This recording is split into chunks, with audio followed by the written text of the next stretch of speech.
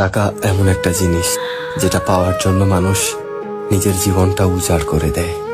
মানুষ বলে যে টাকায় সবকিছু হয় না, কিন্তু সত্যি তো এটাই যে বর্তমানে টাকা ছাড়া মানুষের কোনো অস্তিত্ব নেই।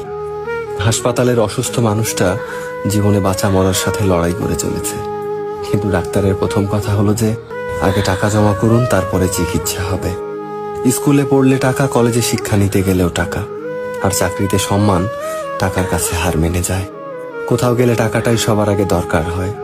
টাকা থাকলে মানুষ মানুষকে মানুষ ভাবে। টাকা ছাড়া মানুষটা যতই সৎ সহজ ভালো মানুষ হোক না কেন, সমাজ সে মানুষটাকে অবহেলা করতে শুরু করে। বাস্তবতা তো এটাই যে টাকা শুধু দরকারই হয় না, আজকাল মানুষের সব থেকে বেশি প্রয়োজনীয় জিনিস হয়ে উঠেছে। টাকা আছে সেই ঠিক, সেই সব থেকে সম্মানী ব্যক্তি এবং সম্মানের যোগ্য। আর যার কাছে টাকা নেই, তার সত্যিগুলোকেও খুব সহজে মিথ্যে বানিয়ে দেওয়া যায়।